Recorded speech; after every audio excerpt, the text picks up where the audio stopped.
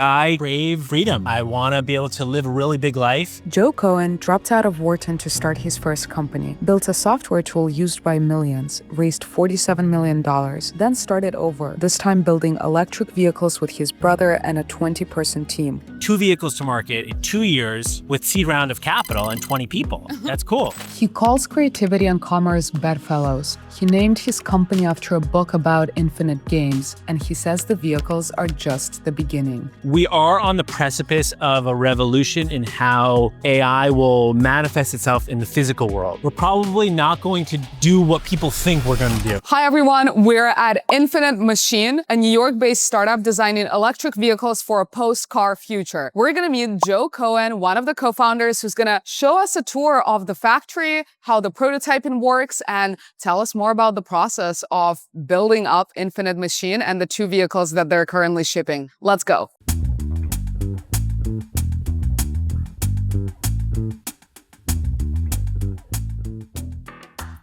Joe, so I've heard you describe that business for you is a medium, and you went from building in education, then in fashion, in software, and now in vehicles. So I'm curious, what is it about you that keeps you want to make things? I think I'm very curious. And I think that for me, a company is a way to explore an idea and hopefully to explore many ideas. And the set of skills to create companies, I believe, is pretty generalizable. Every company has its own domain expertise, its own technology, its own particulars. But I think at the end of the day, you've got an idea, you've got people, and you've got resources. And my job is to kind of put those things together, identify a compelling idea, get the best people in the world who can actually make that idea real and push it further, and then make sure that we have the resources we need to do it. So for me, I'm motivated by the creative act, by making things. I love to build, and it is in and of itself fulfilling, right? So and I'm building this company with my brother, and we share a similar framework on this stuff. And for us, we call the company Infinite Machine because we're really interested in this idea of the infinite game. Like the book. Yeah. I love the book. So there's this book called Finite and Infinite Games about a finite game being a game where the goal is to win the game and to beat another player. Whereas an infinite game, the purpose of the game is to keep playing the game. Success is being able to keep playing the game at higher and higher levels. And that's very much how I think about our work, our life, and it's just the approach that we take to it. Yeah, I love that framework because it really makes you think about life and the world, not in this competitive, finite landscape, but in a playground. Sum. Yeah, exactly. It's very positive sum. At which point did you decide to take on this mentality? Was it always the case, or? I think I knew I wanted to be an entrepreneur when I was a little kid, technology entrepreneur, but... How old were you? 12. Wow. Yeah. Why? Did you watch The Social Network? No, actually, I grew up in an entrepreneurial family, but very old school entrepreneur. So my grandfather is a great entrepreneur in the apparel industry. My mom is an amazing wedding planner. My dad ran a family business. And so I grew up around business as kind of a tool. And then just as a kid, I was really interested in computers and in the internet. And I realized that I could pair this instinct that I had grown up around business with my interests. And then, when I was 9 years old, I discovered Apple, and my parents got me an iMac, and it was the translucent Bondi blue iMac, and that thing totally rocked my world. And then I learned more about the company Apple, and I was just extremely inspired by this institution that was creating these radical machines that were enabling people to do new things, but they were also a great business. And I was like, I want to do that. That's what I want to do. And so then I went to UPenn, I went to Wharton undergrad, really with the lens of like, I want to learn how to start a company. While I was there, I realized you don't really learn that at a traditional business school. I started my first company while I was there and dropped out. And I'd say that with my first company, I was incredibly driven to build a successful company, but I had yet to connect with, I think, what we're talking about, which is this more generative, I would say even like egoless creative act, where it's not really about, like a material success, but really about, making things and making things with people and doing it at increasing levels and really connecting to like why I was interested in making this stuff. I also have a belief that I want to say, like, I think that creativity and commerce are bedfellows. I think that if you can figure out how to make money making great things, then you're going to be able to continue making great things. So like commercial success is really important, and it's the enabler for creativity. And by the way, great creativity fuels commercial success. These things go hand in hand. They're thought of as often opposites, but I actually think that when you get it right, they're feeding each other. I think we're doing that here at Infinite Machine, and I hope that we continue to do that. And so we're very commercial, we're very creative, and we're unapologetic about both of those things. So yeah, that's how I think about it. Do you consider yourself an artist, a capitalist, or maybe an artist capitalist? Yeah, definitely both. I mean, I'm an artist and a capitalist, of course.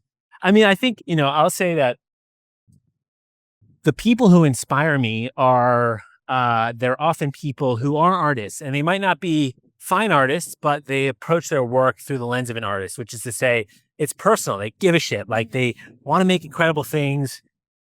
And that the thing itself is the motivation. It's not like for some accolade or an award or for some scorecard. It's like, no, the thing is motivating. And yeah, I think that's true for the great artists. It's like they're motivated by the work, if that makes sense. Yeah, you're motivated by the process versus motivated by just the outcome of that process and what it's going to give you and what type of accolades you're going to receive. Exactly. Or I try to be. Would you say that was the case for you with Universe? So you were building Universe for about 7 years, and it ended up being a website builder. Yeah, I would say it was the case for sure. Yeah, like I was very much driven to build a tool that was empowering to people to build their own ideas. So it was very much an expression of my own worldview, and how I think that the world should work, which is that people should have the freedom to create the things that they imagined using technology. Yeah, it seems like that's a very clear through line in everything that, in my research I've seen you build. It's accessibility and freedom. Yeah. Yes. Why do you care so much about those two things? I think, like I crave freedom. I want to be able to live a really big life.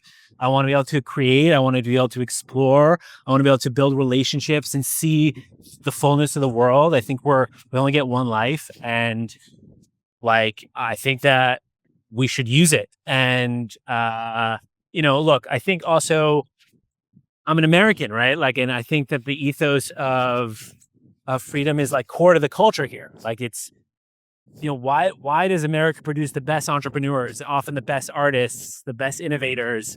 It's because we have a culture of experimentation and freedom and autonomy. And I think these things are even more and more relevant today as technology autonomizes more and more stuff. I think that we have an opportunity to really usher in like the golden era of humans, which is a little counter narrative where so much is about the replacement of humans. Yeah. I think these tools are ultimately tools. They're going to enable humans to be better humans, where the tools should at least do that.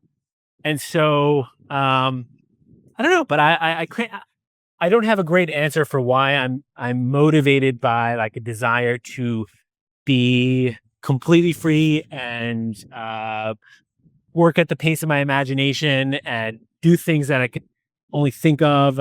But we're as much, I think, a product. I think it is a nature and nurture thing. So For sure. Would you say that's the case for your brother too, where he is really excited about this idea of freedom and giving people tools to express themselves and express, in this case, their ways of moving around the city? for sure. Yeah. I mean, I think we were really interested in the idea of the autonomous human. Right. And, for Infinite Tell me Machine, more about what does that mean to be an autonomous an human? autonomous human is someone who has agency. They are able to kind of do life on their own terms. They have an idea, they make it real. They're drawing outside the lines. And that could be like big and small things. It could be big things like starting a company. It could be small things like taking a different route to work. Like you're coloring outside the lines. You're doing life on your own terms. That's what excites us. And I think we try to live our lives that way, but we're also attracted to others who do that. We've assembled a group of people who do that. And we want to enable more people to do that because we think the world would just be a lot better if more people were doing life on their own terms. So this customer was telling me that the reason he loves Alto is because it enables him to go places he never otherwise would go. And I love that because that's why we made this. It's like you live in a place like New York. It's magical. Yeah. The best restaurants in the world for every cuisine. The best artisans, the best everything. But, your freedom of transport is the limiting factor on what you're going to experience. So if you have a tool like Alto, you can go anywhere. If you're like, I want to try this ice cream, or I want to go meet this person, or I want to go take a lecture somewhere, it's possible. So freedom of navigation is ultimately, it's about the freedom to kind of build the life that you want to live. And it opens up new experiences and new possibilities for you. So that's how I think about it. To me, exploration and creativity are two sides of the same coin. The ability to explore enables new creativity. New creativity enables new explorations. And, Universe was really about the creative side of that equation. Infinite Machine today is about the exploration side of that equation. But I'd also say that, the competency that we're building at Infinite Machine to make electric vehicles is generalizable. So, an electric vehicle is a software-controlled electromechanical machine that moves through the world. That competency will scale to other form factors, other vehicles, as well as other kinds of products. And we're going to do that. And so we're really interested in tools that augment people, that give them superpowers in the physical world. And we're just getting started with our first two vehicles. I love that. So what's an example of the next evolution of Infinite Machine? So from vehicles, what's the most obvious thing that you could go to? I can't share specifics right now. However, we are on the precipice of a revolution in how AI will manifest itself in the physical world. Sometimes that's called embodied intelligence. Sometimes it's called robotics. And we are really interested in that area. And a lot of the work that we have done, both technically and physically, as well as the knowledge and competency that we have to manufacture, service, distribute, that all scales extremely well to robotics. And so that's an area that we're really interested in, and we're probably not going to do what people think we're going to do in that area. Interesting. Okay, I love that. Yeah. Tell me a bit more about the start of Infinite Machine. So you started the project on nights and weekends with your brother initially. What led you to start thinking about the idea? Well, we always want to work on something together.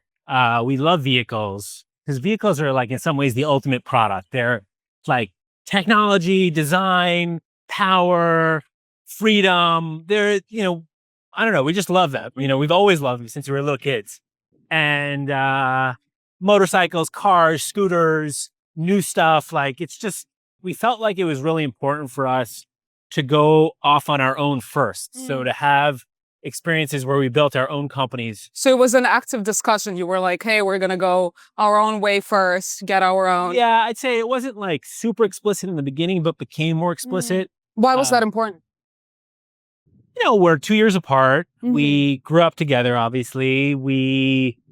I think it's important for people to individuate, and I think to develop like their own skills. And, I'm older and I got started earlier, and I just felt like I personally believe in like partnership and like real partnership. And so I just didn't want it to feel like there was a real gap in knowledge Mhm. or experience. So you would have to really be mentoring him, holding his hand Yeah. because of that age gap. Makes sense. I think that it's important to like work with someone who is truly a partner and you respect at that level. And I think the opposite is true for him too. Like, I think he feels that way similarly. So, and also we went in different directions. So like Mhm. I went the software route, raised venture capital, built big teams. He started a direct to consumer physical products brand that bootstrapped. They didn't Mhm. raise a dollar of venture. And so, those skill sets are actually really complementary because, I'm good at like thinking really big and Vision, like yeah. getting the resources we need to just think in an abundance mindset of, imagine it's all possible. Yeah. What would we do? And Eddie's developed the skill to say, how do we take this dollar and make it go really far? Mhm. And so I think both of those work well when you're trying to build a vehicle company, which, the expectation is it's really expensive to do that, Yeah. right? Like, and to your point, like we've been able to bring 2 vehicles to market in 2 years with seed round of capital and 20 people. I mean, Yeah, that's crazy. that's cool. Yeah. So that's both of our skill sets Got happening it. together. Would you say that both you and your brother are really design oriented and have been for your entire lifetime? Because I checked out Walden, Eddie's the side, company. the Eddie's Yeah. company, and it also seems incredibly focused on details and elevated Yes. experience and bringing a product to market that didn't exist in the category before, and is also kind of very Apple-esque, Mhm. if I may make that parallel. Where does this attunement to design come from? So Eddie and I are both entrepreneurs, but we're also both designers. We both study design. He went more of the industrial design route. I went more of the graphic and UI route. But I think that we're both like medium agnostic. We are both excited about designing all kinds of things, vehicles, structures. And we like both. We like the business side of it and we like the design side of it. And we like the business as a way to bring the designs into the world. My mom is a designer. We've kind of grew up around creativity. And so I think that's probably a little bit where it comes from. I don't know though. I think there's an innate quality to it too. My sisters are also designers. Wow, that's so, amazing. Yeah. Usually siblings kind of go down different paths. Yeah. and- Well, so my 2 sisters, it's me, my brother, and then we have Uh-huh. 2 younger sisters, and they work with my mom as wedding designers and event that's planners. awesome. So yeah, I guess Do you guys often clash or argue about design decisions, and how does that work? It's a good question, actually. So I'd say that, we're best friends and starting to work together was very natural. Mhm. And I'd say that we agree on like 98% of things, design wise, sensibilities wise. We do sometimes disagree, and we've gotten a lot better at how we disagree, both like creatively, but also just operationally. I think the operational side is like easier to resolve because there's usually an answer. The creative side, at some point, sometimes you get down to like intuition and feelings. And that's, I think, why we're able to do good work. It's because we have a lot of the same sensibilities and feelings about stuff. So we have very similar taste. But sometimes like that 2%, it diverts. But I actually think that we're way better for that because I think either of us totally, like without an editor, is not the best version of ourselves as designers, if that makes sense. So like sometimes we divide and conquer internally when we need to, like, especially early days, like I was doing a lot of the graphic design. Yeah. I'm checking everything with Eddie, meaning like I need an eye. I need someone to kind of, you always need an editor. So we role play, like we switch off. Like, So you would say that the 2% where you disagree, you've learned a way for how to convince the other. yeah, like, oh no, not only convinced, like sometimes if one of us doesn't like something, like when it comes to creative matters, like we don't do the thing. Like we kind of have a veto on both sides, which is like, we've learned that, and like how to have a discussion around design, and like it's, and we've been working together now for 2.5 years. And I think we've gotten a lot better at it. And we put a lot of work into how we work together. Got it. With a coach, we talk a lot about our process. Okay, so for someone listening who's trying to figure out what type of co-founding relationship they want to build and how to build a good foundation, would you say coach, talking a lot, any other tips? Communication is the most important thing. I think that it requires a commitment first to the work, which is to say, like, my relationship with Eddie is the most important thing to me. Beyond any specific project or thing we're working through, our relationship is my top priority. So I create a lot of time and put a lot of work into that. And I am dealing with things that are often uncomfortable. Like, you don't want to have these conversations a lot of the time, but it's really important to do it and to put the work in and to do the coaching sessions and to follow up and to be emotionally vulnerable. And so I do think there's tactics like, an end of week meeting that we have where we like one of the things we learned is, during the week, there's a lot of topics that come up. And some of those we're talking about in flight, but sometimes like, there's not really a good place to talk about it. So Eddie developed he vibe coded an app. We call it the C2 app.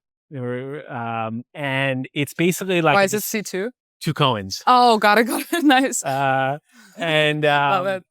And so we have this like running list of discussions, and then at the end of the week on Friday we go through the list.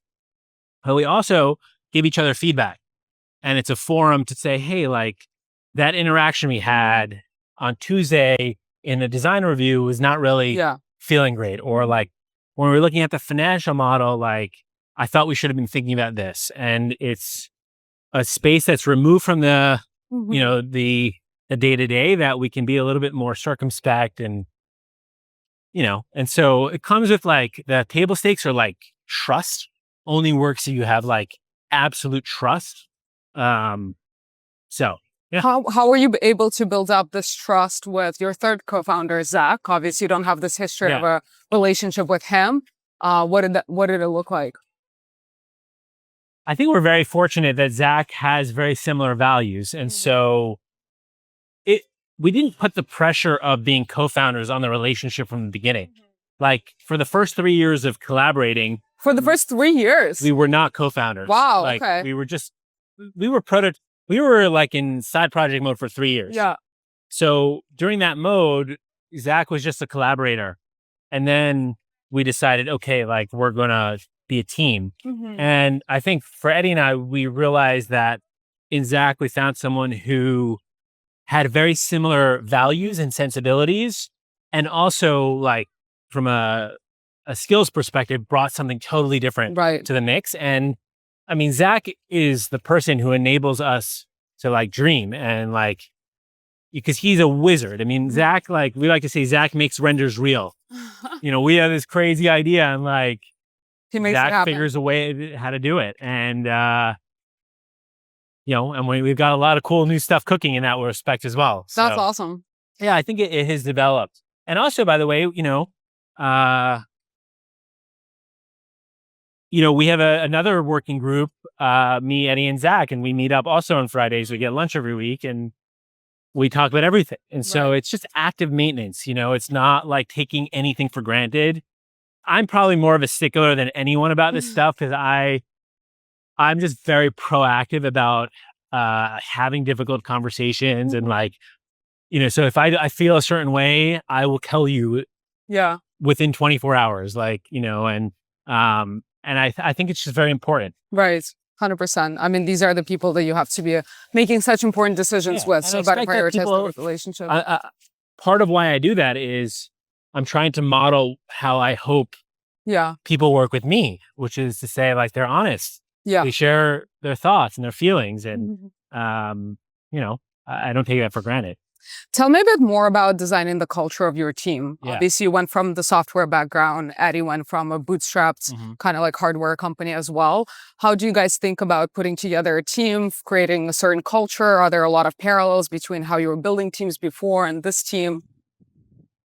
Yeah, I mean, we hire people who take initiative and have a great attitude.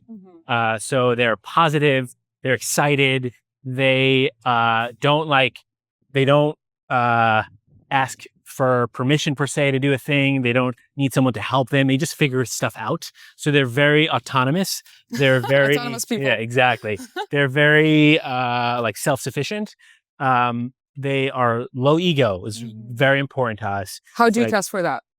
You can see in how people talk about what they've done and what motivates them and what they're looking to do. I think it's pretty basic tells if someone is like putting themselves above the work. And then we try it. A lot of people on our team, we started with like lower stakes engagements. So trials, or freelance relationships. I would say over half the people that we work with did not start as full-time employees. Oh, wow. And we still do that. How long is the trial usually? Depends on the person, but a month, 6 weeks. Got it. And they work for free at a trial No, they're paid? Okay. We always pay, but like it's a way for both sides to like test it out. feel it. Yeah. Yeah. So, basically those principles for building the team. Anything else that you feel like transferred over from your previous experiences? Yeah. I've developed like a style, I guess. And there's things like, for example, one of the things that we do is on Fridays as a team, we do a show and tell. And it's opt-in. So anyone can share something that they've worked on from the week. That could be like a visual thing, like an engineering model. But it also could be like a document or a report, or like a sales process.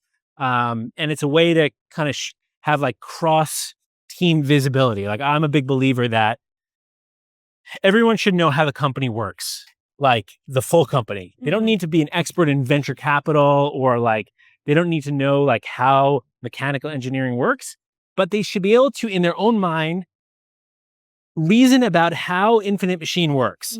I think if I were to rationalize why that's the case, it's the kind of company I would want to work at. Like I wouldn't want to work in a company where I felt like I was a little cog in the machine focused on my narrow thing. I would want to work at a company where I get how my work fits into the larger puzzle. And we hire curious people. And so we should feed that curiosity. And by the way, for the company, ideas come from everywhere. So often in those meetings, people are reacting and ping-ponging. And before you know it, like someone in engineering had a marketing idea. So I'm a big believer in this like cross-disciplinary exchange. So that's one thing that I started doing at Universe that we carried over. The one-on-ones, the format for one-on-ones, so like what's the format for one-on-ones? Well, just, kind of gathering discussion items in advance and keeping a log, basically. We've been using AI a lot. So like we use Granola. Yeah. Like we're kind of obsessive with Granola and like using our meeting transcripts as like a queryable thing that, so we're pretty like, we try to like document our thinking. Right. We're always iterating though. Like, for example, in our leads meeting, which is like, kind of people who run each function, we do like a departmental update every week. And that's a written update from each leader and going through their update. And then we realize like it's taking a lot of time and it's just like inefficient information transfer. Right. So what we do instead now is we do the like Amazon 15 minutes heads down reading and then we discuss. So Got it. It's like, we're always tinkering with the formula and like taking a Kaizen mindset to how we work. Tell me a bit more about your own process of nurturing creativity. Do you have set hours set aside where you have like time block for thinking or being creative, or what does that look like? I try not to take meetings before 10 a.m. Okay. It's a time for me where I'm pretty generative and what does generative actually look like? I just have ideas and you write them down? I write them down, sketch them out. I think also like we create spaces for it. So like design syncs, like brainstorms. And honestly, it's one of the things that we, and specifically Eddie and I have had to work on, which is, there's so much nuts and bolts of company building that we need to create space that's uncritical and more generative. And because like, if you think about it, the nature of our conversations, especially because we're not only co-founders, but brothers, it's like we can mode shift. Like we're talking like it's 10 o'clock at night. We're talking about a family thing. And then we're talking about an order, right? Yeah. So it's all mixed. And I think some of that's great because it's like, and we like that. We like that it's blended, but sometimes you have to name it and create a container for a certain kind of thing. Otherwise you're not going to get that. And, I think for us, it's like we like to do it more ad hoc, which is like, hey, we're working on this project. Let's set up 30 minutes to brainstorm it. Or like, and that will usually start with like a prompt and maybe some pre-work where someone is presenting something. So I'd say like developing like the skill set to go into different modes is enabling for getting into that headspace. That makes sense. So you've raised venture for multiple companies at this point. I think it was 47 million for Universe and then 9 million or so for Infinite Machine. Yeah, 14 million for Infinite Machine. 14 million. What was harder to pitch? Every round is different, but I would say on the whole, we're still early in the Infinite journey. We've only raised one institutional round of capital, but hardware is hard to raise capital for. Investors, especially like Silicon Valley, who are primarily software investors, they don't really know how often to evaluate hardware businesses. That is changing because AI is eating software and eating up the opportunity in software. And so just like Eddie and I kind of shifted into the hardware world, that's where opportunity exists now. That's where alpha exists. So that's changing. But venture investors are more comfortable with de-risked demand. So for example, when you're selling to companies or selling to the military, it's very predictable demand. But if you're building a consumer product, it's harder, right? Because you're basically saying, hey, we're going to make this thing, like, we think people are going to buy it. Yeah. But like there's risk associated with it. So VCs in the main are uncomfortable with that kind of risk. Some people are comfortable with it, and I think that's increasing. But for us, I'd say the first round was challenging, but at this point, we do feel like we have the wind at our backs, and people are starting to recognize as we proved out the commercial side of our business, the opportunity, and not only in our current business, but how the platform that we've built can basically scale, pun intended, infinitely. Yeah. How did you pick Andreessen's American Dynamism team to work with? They were at the top of our list. They basically started this fund to invest in American companies that are focused on American renewal, which for us is really like, bringing the dynamism that exists in the digital world to the physical world. Right. And they have an amazing office here in New York. Our partner, David Yulovich, started that office. I got to know him actually while I was building Universe because he comes from a software background. So when we were thinking about the landscape of potential investors, they were just at the top of the list, and they've been amazing partners for us. What are some of the specific things that they've done? They just have great resources. It's all the stuff that people think about with Andreessen, which is like a large team that's there to support you. It's real. Yeah. Whether it's financial support or like meaning like helping us navigate debt, or getting in touch with people at Meta or celebrities, like they're really good at connecting you with people. So if we need to get in touch with someone, I can fire off one email and chances are they're going to be able to help us get in touch with that person, which is like extremely valuable. Yeah, 100%. Yeah. What's been the hardest thing so far building Infinite Machine?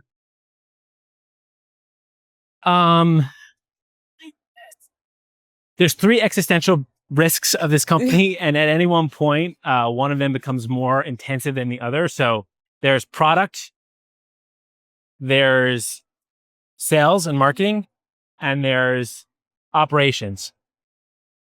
And at any one moment, one of those is more pressing than the other. So can we make a great product that people love? Can we sell these products? And can we manufacture them? Can we service them?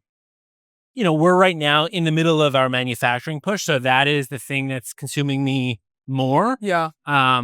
We're back ordered on sales. So we're really kind of de-risk supply at the moment.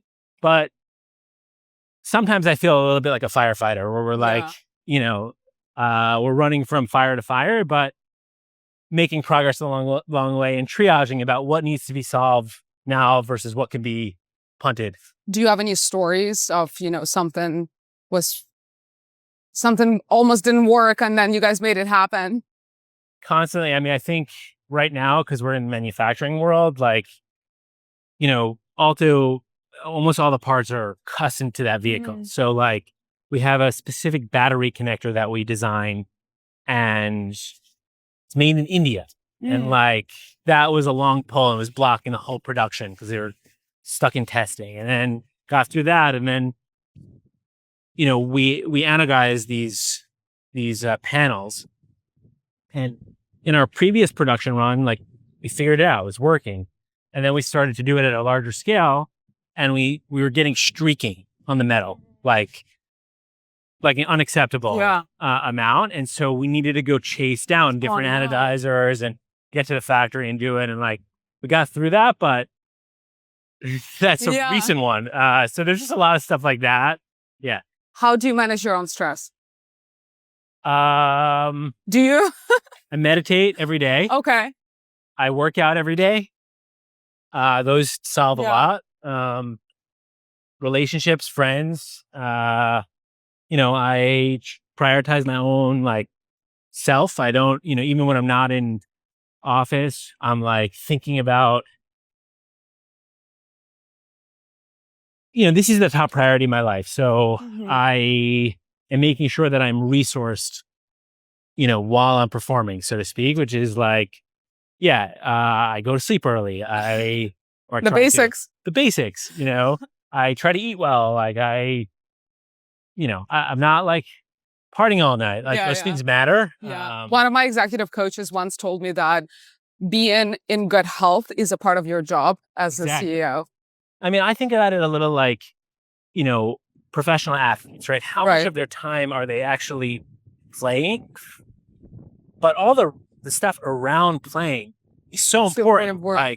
They're working out, the way that they eat, how they're sleeping, how they're training, all that stuff is as important as the actual performance. And so that's not really talked about that much in our world, but I think it's really important. It's super important. How did you get into meditation? Was it inspired by your brother or was it independent? It was independent. It was a while ago. It was 2013. I was living in San Francisco. From 2013, you've been meditating every day. Are you serious? Yep. That's crazy. You've never missed a day. I missed a day, actually. So, wait, is it 2-minute meditation? No, Is it an now hour it's 20. Wow. 20 minutes. But when I started, it was 10 minutes a day. And it was really fucking hard. Yeah, it was the hardest thing. Harder than the it was really hard. And I was very compassionate with myself about it, which is to say could do it anytime, anywhere, but it was really difficult to do. And I realized that, so one of the reasons I started to meditate was that I realized I had OCD and that I'd get obsessed and have, get into these loops. And, there's different treatments for OCD, but one of them is mindfulness meditation, which is obviously not medicinal, which I liked. But I realized I was getting a little bit obsessed with my streak, not missing a day. And I was okay, I feel I'm getting attached to the idea of not missing a day. And the whole purpose for me of the meditation practice to heal your OCD or help out with your OCD. And to be able to detach, right? And not be attached to things. And so, I intentionally sometimes will be you know what? I'm It's okay. traveling today. Like, it's okay. The meditation practice cured it. Wow. Yeah. What does that mean mean- in the terms of OCD? Like you don't get obsessive anymore? Well, no, you get obsessive, but like OCD is obsessive compulsive, right? So the obsession is like your mind fixates on something. Yeah. And like there are some like healthy obsessions where like it's fine. There's sometimes where everyone has like intrusive thoughts, and for whatever reason you cycle on those intrusive thoughts. But it's not OCD until you take action. So it's like, oh, like I'm worrying about this thing obsessively, and now I'm taking action every time I have that thought. You have a compulsion, and by taking action, you're actually like feeding the obsession. So you think that it's actually going to like ameliorate it, but actually what it's doing is like feeding it. Fueling. So the way that you kind of like solve it, so to speak, and for me, it was never like extreme, but the way that you work on it is, you know, in a meditation practice, you're watching your thoughts, you're watching your mind, and you're deliberately not taking action. You're just watching your mind as if it's a river of thoughts, and you can identify an anxiety or an idea or a thought or a feeling or a sensation, and then you bring your attention back to your breath, which just builds the muscle of like being able to witness your mind and not just being kind of a victim to wherever it goes. You have more agency over how you deal with where your mind goes. And so, Are you doing guided? Just silent? no, I just do silence. Silence. Wow, that's amazing. Yeah, it's good. What's your life philosophy in one sentence? I don't know. Live free, die old. Live free. I don't know. A life philosophy. I think it's probably something to the effect of. I just think it's kind of like. For me, it's just maximization. It's like making the most of your one life. Like maximizing your potential. Yeah, and just like we only get to be here once, and every human is unique. It's easy to forget that, but like every single person on Earth is special, is uniquely them, right? They're one of a kind, and I think that I personally believe that each of us should be ourselves and like be the best of ourselves and be the most of ourselves. And I think that's a better way to exist for us, but I also think it's a better way to exist for the world. And so, yeah, I'd say that. How did you come to this conclusion? I don't know. I think that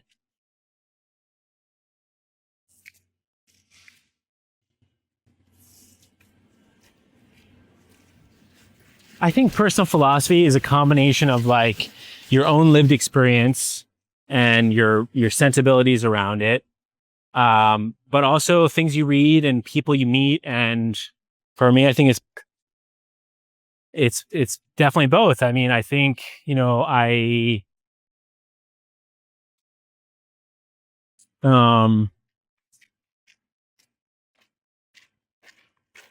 honestly, it's very hard for me to describe. It feels like something that I was born with. So Great answer. Yeah. Last question. Top 3 books that deeply impacted you. Beginning of Infinity. Okay. The Deutsch. Yeah. Incredibly optimistic lens at the world and the power of knowledge. And like the role of consciousness in the universe.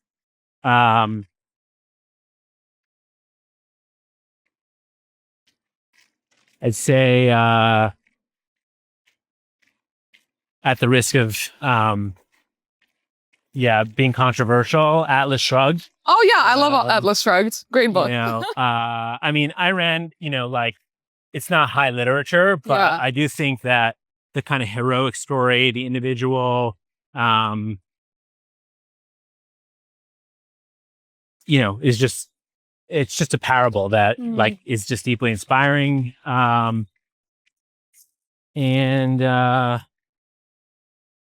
Do you believe that everyone should be working on their own interests for the world to thrive? I think it's nuanced. But I think generally systems that are designed to follow the grain of human nature are going to succeed more than systems that oppose human nature. So capitalism more closely mirrors human nature than communism. Now, it's not absolute. Like, we don't want to live in an anarcho-capitalist world because the government creates a playground where humans can actually build. So the government's a really, really important part of the equation. And I think that's where the caricature that Ayn Rand portrays misses out. But I do think that, like, we should be designing systems that allow people to, like, exercise their liberty and, like, be competitive and creative and collaborative, as opposed to, like, having some top-down structure. Awesome. Well, Joe, thank you so much for your time. Thank you.